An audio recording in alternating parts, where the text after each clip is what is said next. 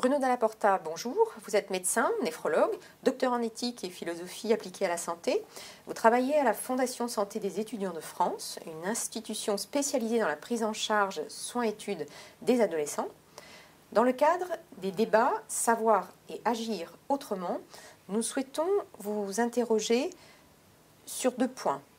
Le premier, face à cette terrible épidémie du Covid-19, comment aider les professionnels de santé concrètement à s'orienter au regard de situations tout à fait inédites.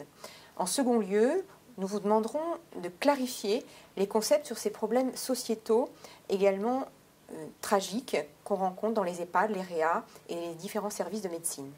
Bonjour. Du fait de cette infection Covid, des situations ont été mal vécues dans la société. Des médecins ont vu leurs malades mourir sur leurs yeux sans pouvoir être admis en réanimation. Il y a eu les drames dans les EHPAD, le triage dans les réa. Que peut-on dire de ce tragique ? Alors tout d'abord, je crois qu'il faut se mettre d'accord sur les mots. En fait, je vais donner au tragique une définition très précise, un peu personnelle, mais pour qu'on se mette d'accord. Le tragique, je dirais que c'est quand l'homme fait quelque chose à l'homme.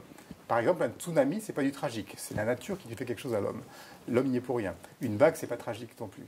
Le tragique, en fait, c'est vraiment, par exemple, les totalitarismes au XXe siècle. Le nazisme, c'est du tragique aussi. Au nom du plus grand bien, de la pureté de la race aryenne, est arrivé le plus grand mal. Donc je pense que le tragique, c'est plutôt lorsqu'une vision durcie et totalitaire envahit le champ d'une pensée unique, et que l'homme fait quelque chose à l'homme, et qu'au nom du plus grand bien, justement, arrive le plus grand mal. Donc le tragique, c'est une idée monoïdéique, c'est une thématique monothématique qui n'entre pas en dialogue avec autre chose, qui n'est pas dans le fragile de la discussion et de la controverse. Donc finalement, pour parler du tragique dans ce qui s'est passé, il faut être précis, et je prendrai ça comme définition, par opposition à la catastrophe naturelle, qui peut amener du terrible. Il y a des choses terribles dans une catastrophe, mais ce n'est pas du tragique.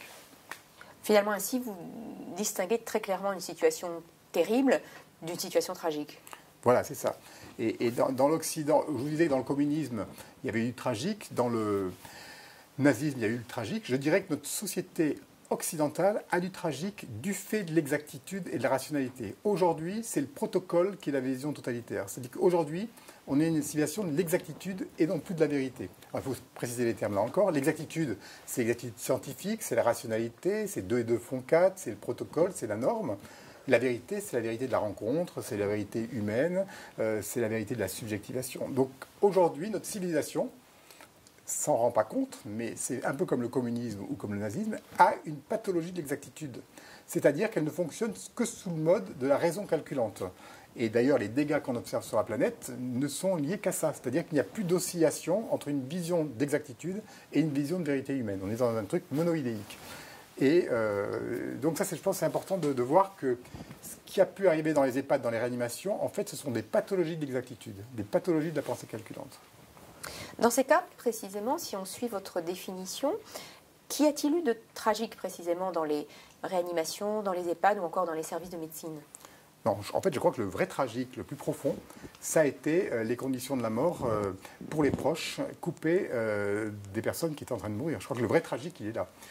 En fait, là encore, c'est-à-dire qu'il y a eu quand même, il faut voir la situation, des proches qui ont appris qu'une personne chère n'allait pas très bien, puis ils apprennent très rapidement que ça se dégrade, ils sont interdits de visite, puis la personne meurt, et donc c'est ils se prennent un immeuble sur la tête, on leur a interdit de venir, la personne morte est mise dans 2 ours en plastique, on ferme le cercueil et elle part dans un camion réfrigéré. Donc pour les proches, je ne sais pas si vous imaginez le traumatisme et les deuils pathologiques que ça peut représenter. Donc je pense que le vrai tragique, ça a été ce qu'ont vécu les proches dans ces situations. Et on va en reparler sans doute pendant longtemps et même pendant quelques générations. Et pouvez-vous nous préciser un peu cette idée selon laquelle la norme et le protocole sont devenus d'une certaine façon totalitaires ? Alors là, c'est compliqué comme question. Mais si vous voulez, depuis 300 000 ans, Homo sapiens enterre ses morts. En fait, le réel de la mort, c'est quelque chose qui se symbolise, qui se ritualise. Le réel de la mort, c'est extrêmement important.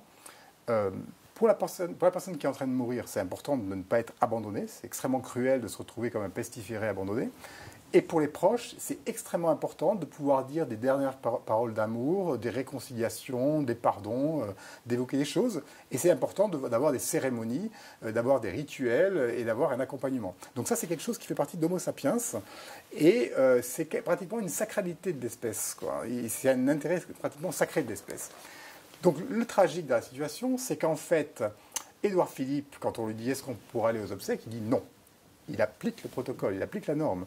Et lui pense faire le plus grand bien parce que lui, ce qu'il veut, c'est éviter les contaminations.